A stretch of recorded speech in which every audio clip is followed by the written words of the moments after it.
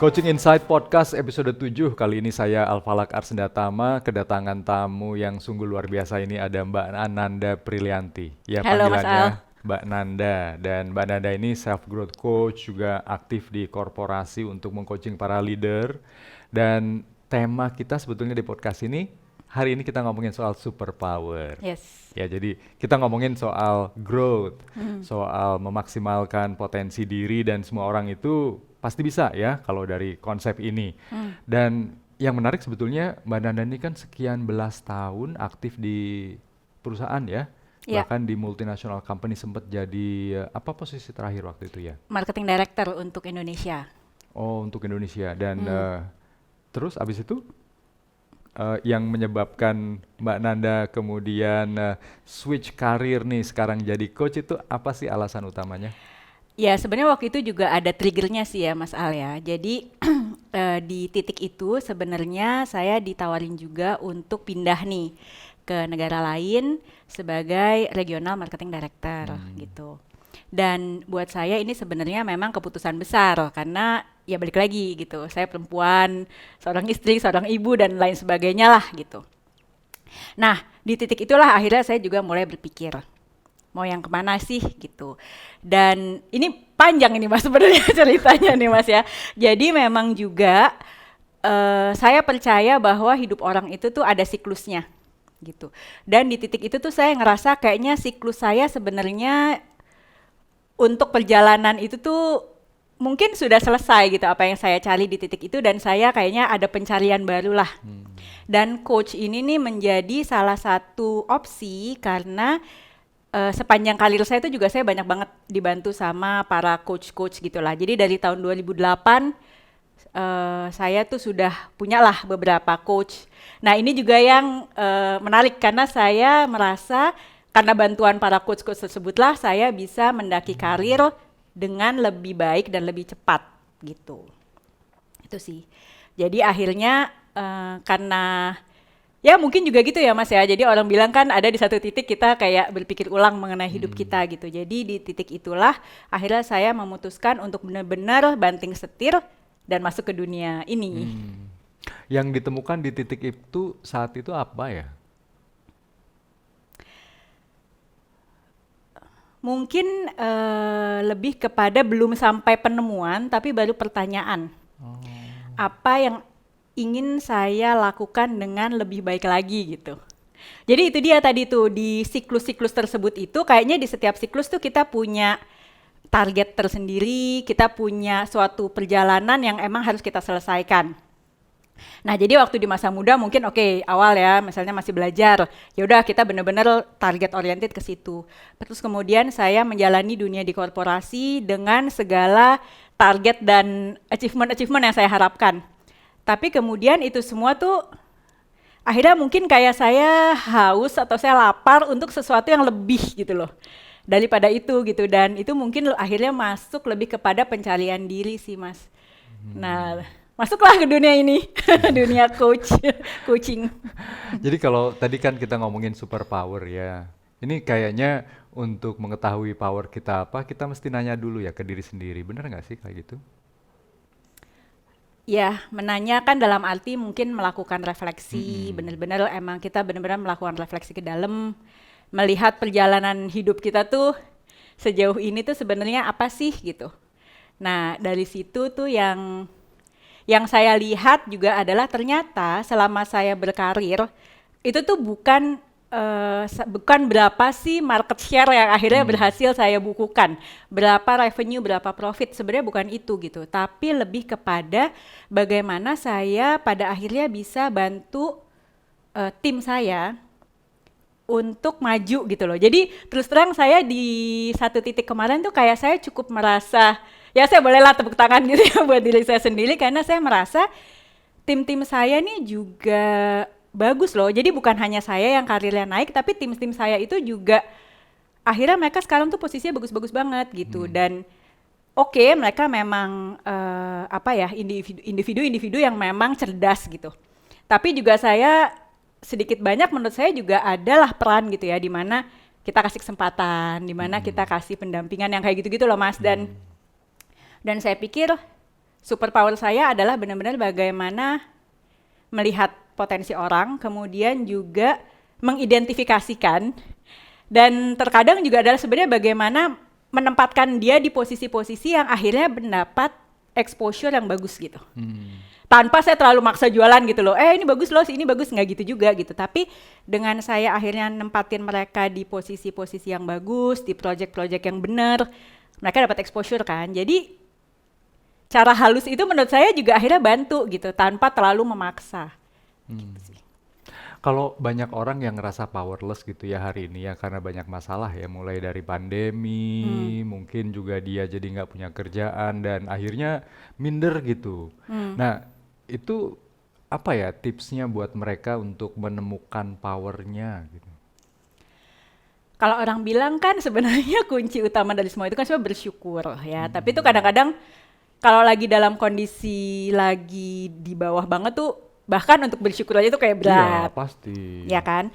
Tapi kalau saya sih sebenarnya pada akhirnya kita merayakan aja sih keberhasilan-keberhasilan kecil gitu loh. Jadi nggak usah juga yang kadang-kadang kita tuh, menurut saya kita tuh terlalu jahat sama diri saya sendiri, termasuk saya sebenarnya. Jadi benar-benar taruh target yang stretch gitu, harus begini, harus begitu gitu, reference-nya yang wow gitu.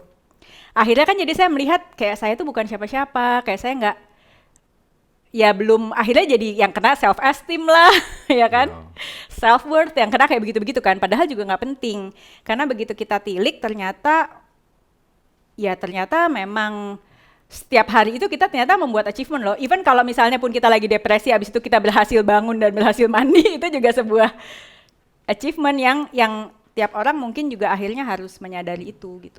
Ya kadang-kadang kita sering nonton film-film Hollywood ya yang save the world, ya semuanya Ya. itu soal yang gede banget. Padahal kita sebetulnya juga bisa ya ngerayain pencapaian-pencapaian kecil tadi. Karena itu lebih achievable sebenarnya. Ya. Jadi saya sempat ada di satu masa di mana saya tuh sibuk banget terus terang memikirkan purpose. Karena kayaknya oke, kalau kita mau punya motivation, kita mau punya drive, kita harus tahu dong mau kemana dan purpose itu apa. Tapi sebenarnya sekali lagi bahwa akhirnya setelah saya merenung berhari, berminggu, berbulan, akhirnya purpose itu kan abstrak banget ya. Itu bukan kayak target-target di korporasi yang udah jelas ketulis gitu. Dan akhirnya kita stres sendiri karena emang nggak akan pernah, ya mungkin ada orang yang menemukan, tapi kalau buat saya pribadi jadi sifatnya cukup abstrak gitu. Akhirnya ya udahlah nggak usah kesana gitu. Tapi at least tiap hari bangun tidur, abis itu melakukan sesuatu aja gitu. Yang harapannya lebih baik dari kemarin lah. Kita ngelangkah aja lah satu. Nah itu aja tuh udah cukup. Akhirnya yang saya sadari adalah bahwa itu membawa kita ke titik selanjutnya, gitu. Jadi kayak hidup in the moment, bener nggak? Hidup in the moment, yes. Jadi power itu sebetulnya adanya di mana sih kalau kita hidup in the moment gitu? Nggak Ini mikirin sampai pertanyaan ke menarik. depan gitu. Ya power itu yang ada di jiwa kita kan, tapi kan itu kayak klise kan Yeah. sebenarnya kan. Ya jadi ya itu, ini masuknya agak, ya maaf ya kalau masuknya agak terlalu kemana-mana ya, tapi intinya adalah yang kita juga harus sadari sebagai manusia itu bahwa kita terdiri dari beberapa dimensi ya kan. Kita punya badan, kita punya hati, kita punya pikiran, kita punya jiwa gitu, dan sebenarnya pada akhirnya kita juga harus sadar siapa sih sebenarnya the master gitu. Ya. Kayaknya itu sih. Jadi dan power itu sebenarnya ada di dia, tapi masalahnya sekarang si pemegang kekuasaan ini tuh cukup kuat nggak atau dia kalah nih sama yang lain gitu. Itu sih. Yang lain itu apa? Yang bisa ngalahin dia? Ya itu si unsur-unsur lainnya itu gitu loh. Jadi si badannya, si emosinya, si pikirannya. Pikiran-pikiran yang berantakan. Pikiran-pikiran gitu ya. yang berantakan, emosi-emosi yang berantakan gitu. Jadi saya sebenarnya senang banget sih dengan istilah kayak misalnya gini ya, saya bisa mengontrol tangan saya nih kan. Oke, saya mau minum, saya pegang gelas, saya angkat gelas. Itu kita terbiasa karena ini kelihatan ya kan. Ini secara fisik kasat mata kelihatan gitu. Tapi yang paling susah adalah buat saya juga adalah mengontrol emosi, mengontrol pikiran. karena itu nggak kelihatan. Iya. Dan itu sebenarnya kadang-kadang emosi dan pikiran itu kan kayak tangan gini ya, nggak Iya. kekontrol. Dan itu yang menurut saya banyak orang mungkin kadang-kadang tidak sadar gitu. Ya, 99% kali ya orang tuh nggak sadar pikirannya itu pikirannya sendiri yang bisa dikontrol atau justru pikiran yang ngalor ngidul yang kemudian bawa dia tidak terkontrol. Jadi kalau tadi menarik yang dibilang Mbak Nanda kalau kita bisa istilah saya nih di sini jadi instrumen dari sang master Ya, yang bekerja melalui pikiran, badan dan emosi atau jiwa kita bisa nemuin power gitu di situ. Karena ada power yang sesungguhnya yang bekerja. iya. Saya percaya itu. Tapi memang kadang-kadang kalau ngomong kayak gini tuh kayak agak abstrak ya itu ya. Iya. Jadi itu memang harus dialami sih. Tanda-tandanya kita ngalami tuh yang kayak gimana misalnya? Perasaannya tuh yang kayak gimana sih? Ya perasaannya sebenarnya sih perasaan-perasaan yang tentunya positif lah ya. Maksudnya seneng, rasanya ringan, rasanya bersemangat, kayak gitu. Tapi akhirnya juga manusia kan nggak puas ya dengan itu kan. Jadi kan dia harus punya perwujudan gitu loh bahwa baru berhasil gitu. Nah itu juga kita mungkin kadang-kadang juga harus menyadari hal-hal kecil yang terjadi di sekitar kita gitu loh. Jadi hal-hal baik apa sih yang terjadi di sekitar kita gitu. Sesimpel kalau saya nih misalnya ya, sesimpel anak saya tiba-tiba manis banget gitu kan, bantuin beresin rumah misal. Walaupun hari-hari nggak kayak gitu misalnya gitu ya. Jadi menurut saya karena orang kadang-kadang kan doanya isinya ya Allah berikan saya rezeki yang banyak gitu loh. Tapi yang dilupakan rezeki itu tuh selalu konotasinya cuma sama uang dan harta. Bukan yang nggak seneng sama uang dan harta. Tapi sebenarnya dimensi rezeki itu juga banyak. Dan itu yang kadang-kadang jadi bikin orang down gitu loh. Karena yang dia lihat tuh cuma satu dimensi. Padahal harusnya kalau melihat ini dengan lebih komprehensif, jadinya yaitu mudah-mudahan jadi lebih bisa bersyukur dan akhirnya jadi bisa melakukan sesuatu gitu. Kalau saya pribadi nih seringkali tuh akhirnya memang kalau mulai lagi gimana sih cara ngehack diri sendiri gitu ya. Kalau lagi maksudnya saya tuh saya jadi coach self growth ini tuh lebih juga karena memang saya merasa saya juga menyelami gitu ya, karena juga saya berada di situasi yang juga sering self doubt lah, sering begina begitu gitu ya, jadi suka nggak punya motivasi lah, suka nggak pede lah yang kayak gitu-gitu. Tapi pada akhirnya pun bisa kok gitu kan, maksudnya bisa meraih sesuatu, bisa perform dengan baik dan sebagainya dan sebagainya. Jadi maksudnya saya merasakan itu, jadi saya bisa cerita gitu kan. Hal yang saya lakukan itu kadang-kadang ya udah menghack pikiran tuh dalam artian kalau udah mulai banyak omongan-omongan emosi nggak jelas, pikiran nggak jelas, ya udah kayak tadi kita ngitung gitu 5, 4, 3, 2, 1 bangun gitu. Jadi kita juga tidak mengentertain perasaan kita sendiri gitu loh. Itu walaupun itu males gitu kan, rasanya aduh males mendingan selimutan aja, males gina gitu, tapi begitu kita ngehack itu akhirnya kan logika lah yang muncul, akhirnya itu bangun. Nah begitu bangun, saya rasa juga keuntungan manusia itu adalah karena memang si badan ini dia tuh punya kemampuan merekam, ya kan? Kita kan manusia of habit, tapi sebenarnya dibilang manusia of habit tuh kenapa sih? Karena kita merekam gitu. Contohnya kayak misalnya nomor telepon, kadang-kadang kita nggak inget, tapi jempol kita kan inget, ya kan? Atau kita nggak inget melakukan sesuatu, tapi tangan kita inget gitu. Jadi memang sel-sel ini merekam. Jadi marilah kita memasukkan input-input yang bagus gitu kan, dan itu jadi akan jadi habit yang bagus juga gitu. Ada yang mengontrol di atas pikiran ya, kayaknya yang tadi itu ya. Jadi si masternya yang sekarang aktif. 5, 4, 3, 2, 1, bangun. Bangun loh. Kalau nggak bangun juga gimana itu? Ya.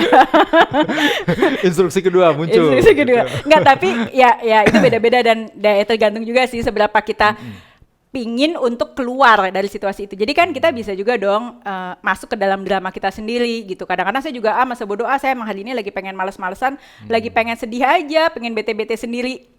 Ya nggak apa-apa juga, maksudnya kasih waktu gitu loh. Tapi kita juga harus sadar mau bete berapa lama, mau selimutan berapa lama gitu. Soalnya kadang-kadang juga ya kalau ada kerjaan mendadak gitu ya tetap aja bangun tuh. Ya tapi kalau besok nggak ada kerjaan ya leye-leye ya bangun telat gitu. Hubungannya power sama growth itu apa sih nantinya? Ya dengan sebenarnya power itu juga akhirnya menurut saya mengakselerasi growth itu sendiri sih. Mm-mm. Cuma Mm-mm. sekarang yang jadi menarik adalah kita ngomong growth, kita ngomong tumbuh. Tapi apa sih batasnya? Ya. Kita tuh mau tumbuh tuh tumbuh sejauh apa sih, setinggi apa sih itu. Dan jadi kalau saya lihat misalnya nih ya, kayak kayak misalnya kita lihat pohon gitu ya. Tadi saya sepanjang perjalanan dari rumah ke sini juga kayak di jalan banyak pohon dan sebagainya. Pohon tuh nggak akan bisa tinggi sampai ke langit juga sih, dia mentok juga sih, ya kan? Pertanyaannya manusia itu kayak si pohon atau kayak apa gitu kan? Nah perbedaannya saya rasa juga mungkin badan kita ya akan seperti pohon. Maksudnya saya tingginya sebegini ya udahlah nggak usah mimpi lu tingginya 180 ya kan nggak bisa tumbuh lagi juga gitu.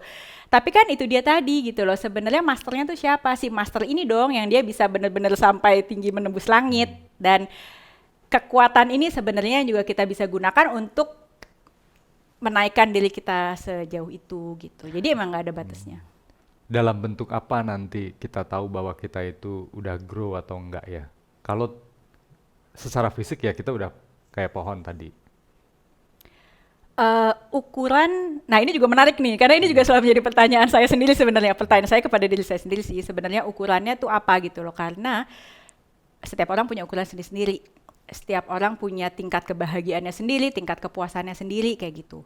Tapi kalau nanya saya pribadi, pada akhirnya nih di titik ini, di siklus ini, beda ya sama siklus-siklus kemarin ya, di siklus yang inilah paling nggak saya lagi bicara. Menurut saya akhirnya growth ukurannya tuh apa sih? Ukurannya adalah bagaimana saya bisa klise tapi adalah akhirnya memberikan kebaikan ke berapa banyak orang sih? Akhirnya ukurannya itu kalau buat saya gitu ya. Akhirnya tuh saya bisa melakukan apa yang mungkin jadi berdampak gitu loh. Dan ini yang menarik buat saya karena misalnya kita melakukan analogi dengan di perusahaan deh. Apa sih yang membedakan gaji orang yang levelnya misalnya early manager misalnya dengan yang di director level atau CEO level? Kenapa yang ini digajinya misalnya anggaplah 5 juta gitu, yang ini misalnya digajinya 500 juta misal. Apa yang membedakan? Yang membedakan sebenarnya adalah bagaimana kontribusi dia dong terhadap organisasi, terhadap jumlah orang yang dipimpinnya, terhadap pertumbuhan dari itu gitu loh. Jadi skala ternyata memang menentukan. Dan oke kalau itu akhirnya dimanifestasi dengan ukuran uang atau begitu-begitulah ya, title kayak gitu. Tapi kalau internal kan apa gitu ukurannya gitu kan. Jadi akhirnya kalau kata agama kan gitu kan, sebaik-baiknya orang adalah orang yang bermanfaat bagi orang banyak Lain. gitu kan, orang lain, orang banyak. Tapi kan ukurannya gitu, semakin banyak berapa. Dan masuk ke dunia coaching ini gitu. Ini hal yang baru buat saya gitu loh. Dan saya memulai ini lagi dengan nol dan artinya apa ya? Artinya oke lah memberikan dampak, mudah-mudahan hari ini 1 orang terdampak. Besok mudah-mudahan saya bisa bantu 2 orang, 3 orang. Dan saya rasa juga pada akhirnya saya juga mikir nggak apa-apa juga gitu. Karena sekali lagi semua itu adalah sebuah proses. Dan ini yang juga mungkin bagian dari self growth ini adalah bahwa dan juga superpower itu adalah bahwa kita harus sabar juga dengan proses dan menggunakan si power itu juga pelan-pelan gitu loh, kayak kita ngecharge baterai juga nggak langsung 100 kan gitu. Iya, dan pelan-pelannya momen per momen ya. Momen per momen. Jadi kalau kita ngecas HP juga nggak tiba-tiba ujung-ujung 100. Nah, ada merek-merek yang dari 0 sampai 100 butuh waktu 24 jam ngecharge. Ada yang butuh waktu yang metode yang teknologi paling baru 30 menit udah kelar. Bisa tahan buat 3 hari lagi. Ya kan? Yeah. Dan saya pikir juga analogi itu juga sama sih dengan manusia gitu. Iya. Kita mau ngobrol lebih banyak lagi nih sebetulnya ya, soalnya kalau udah ngomongin growth kan nggak ada batasnya ya. Seberapa besar sih sebetulnya kita bisa menciptakan dampak bagi orang banyak, itu juga kan nggak ada batasnya. Mungkin kalau secara fisik, tubuh ya sampai 170, 180 sekian, ya udah sekian dari genetika. Tapi dari sisi dampak gitu kan kita nggak pernah tahu ya sampai Ya, seberapa batasnya.